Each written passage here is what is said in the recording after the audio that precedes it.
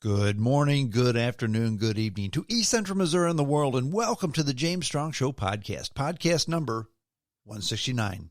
Thank you for joining us. Thank you for making us a part of your day. I appreciate it. This podcast was recorded on the morning of Saturday, April the 25th, from the James Strong Studio in western St. Charles County. It's early on a Saturday morning. Rain, and more rain. We've been getting rain for about a day and a half here. Light, steady rain since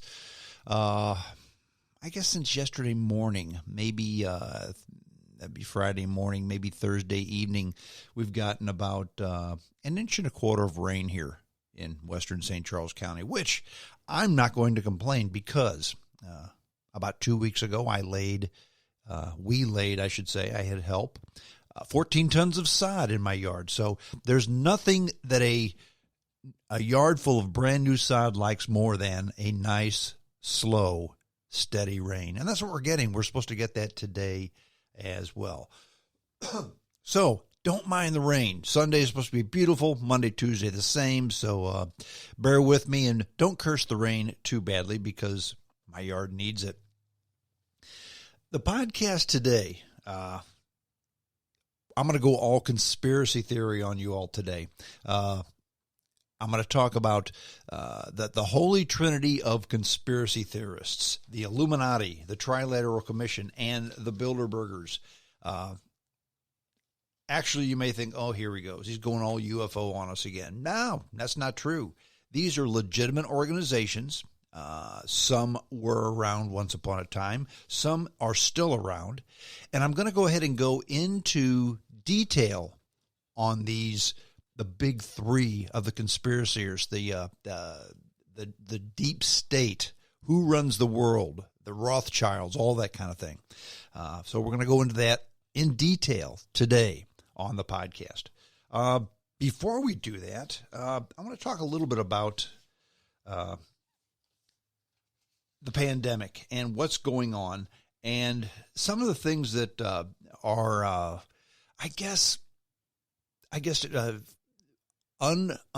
unforeseen fallout of the pandemic. I will say that. Pardon me. The macroeconomics of the pandemic, because as the economy changes, as the economy shuts down in certain areas, but other areas it does not, there are things that happen that nobody ever thought in a million years would happen. I'm going to talk about two of them briefly before my essay. One of them has to do with credit card customers. People stop paying their credit cards. Now, I am a big fan of credit cards, mainly because they're easy, they're convenient. I have a list of everything I've spent money on, and I get points for them, okay? I don't have to take the money out of my pocket. I just click a switch on my phone. It goes to my credit card. I get a monthly statement on my phone. I look at everything I've bought. And I pay the bill and I get points and I can go on vacation with those points. I love credit cards, but I pay the bill at the end of every month. Others do not. Others use it as a form of revolving credit. Credit cards have a high interest rate.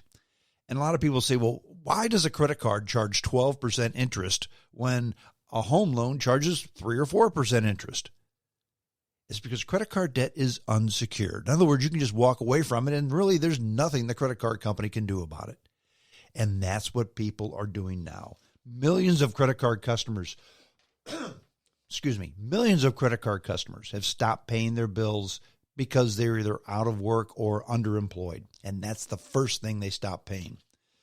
Unsecured credit cards, they have the higher rate, but again, they're the first ones to lose, so that's why the rate has to be higher. Creditors have allowed cardholders to skip payments, but skipping payments a month or two, unless the people can get back on their feet, the economy can get rolling again, really is just kicking the can down the road because there's going to be a reckoning very soon. Two of the largest credit card issuers, Discover Financial Services and Synchronicity, they've lost half their stock value in the last month and a half. So there is a perhaps unforeseen problem with the pandemic with shutting down the economy. The other one, a bit lighter, but it's a big deal to those who are involved. beer. Millions of gallons of beer in stadiums, concert halls, restaurants, and bars is going stale.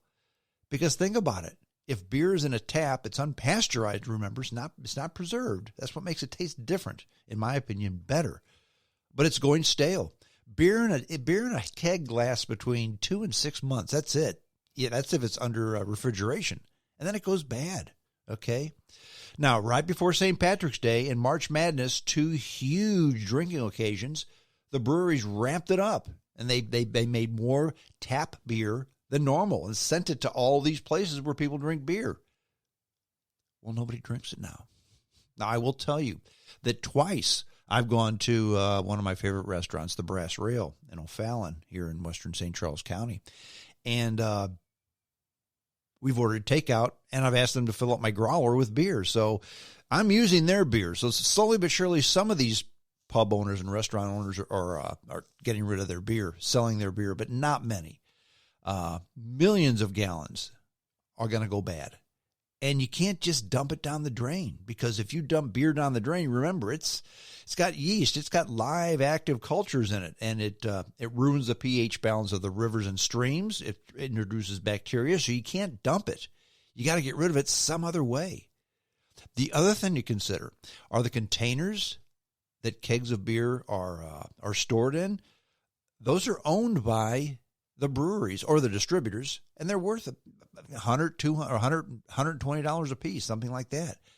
Now, right now, they're locked down and closed businesses, so they really can't get them if they wanted to.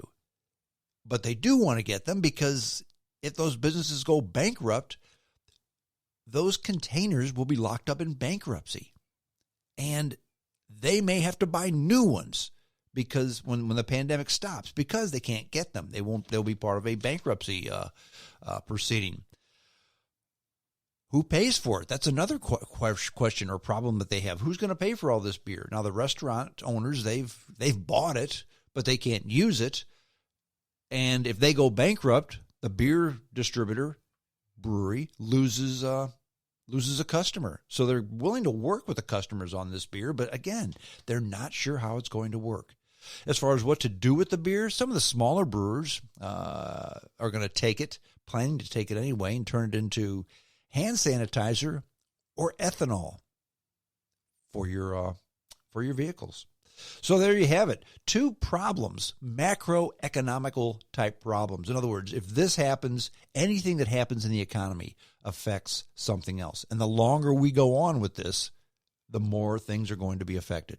Now, here in the state of Missouri, Monday, May 4th, we're supposed to have a partial opening of the economy. I listened to Governor Parsons' press conference, and he really didn't define what he's going to do to open the economy. It's kind of going to be, I don't know if it's going to be play it by ear or if they haven't figured it out yet, but the economy is going to open slowly but sure. Some people like it, some people don't. As with anything else with this pandemic, we're just going to find out somewhere down the road if we did the right thing or if we did the wrong thing. So there you have it. Now, let me start with my essay on the Illuminati, the Bilderbergs, and the Trilateral Commission. Now, we live in it. Pardon me. Early in the morning, my voice is not what it needs to be yet. I've had my coffee, but what do I want to say? Having a Joe Biden minute here.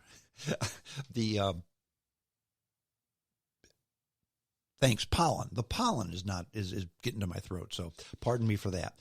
Anyway, we do live in interesting times indeed. Lots of time to think, ponder, reflect, dream, and plan. Now, one question I always ask this question, and it usually goes unanswered, at least partially, is why? Now, the who, what, where, when, and how are usually easier to determine, okay? Sometimes not the who, but especially the what, where, when, and how. But the why, sometimes the who, those are always not so easy to determine, always more opaque. And you never know exactly why something was done. You can theorize it, but you don't know exactly why usually. You know, we all have the question, why did the government do whatever, okay? The shadow government, the deep state, the globalist cabals, the Rothschilds, etc., etc., etc. Now, the holy trinity of these dark power brokers, the Trilateral Commission, the Bilderbergs, and the Illuminati.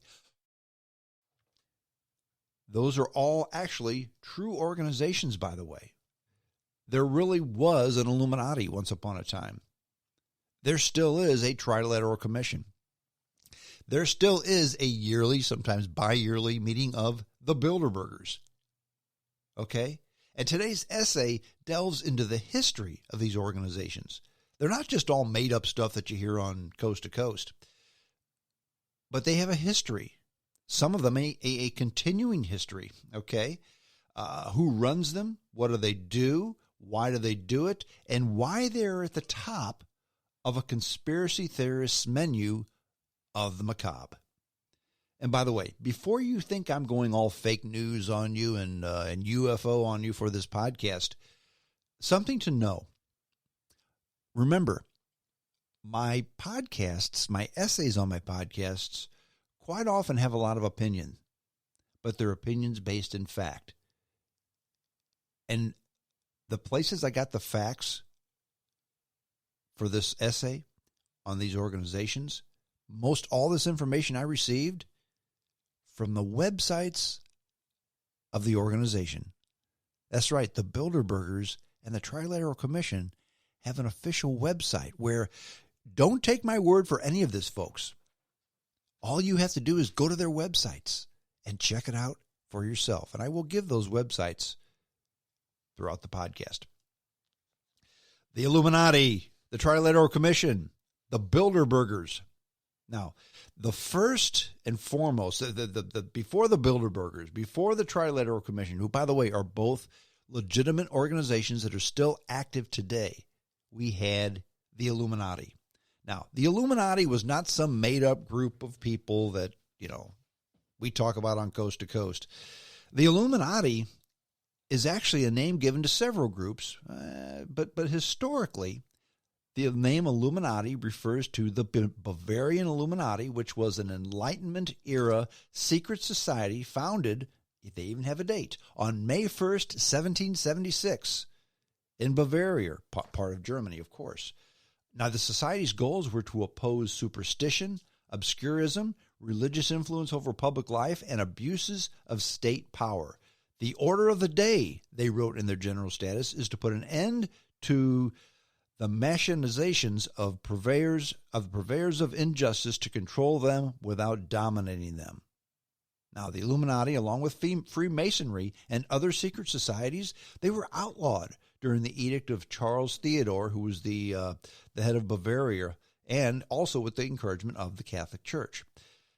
In the following years, after the starting of the Illuminati, the group was vilified by conservative and religious critics who claimed that they continued underground, and they were also responsible for the French Revolution. So basically what the Illuminati was the first think tank in 1776.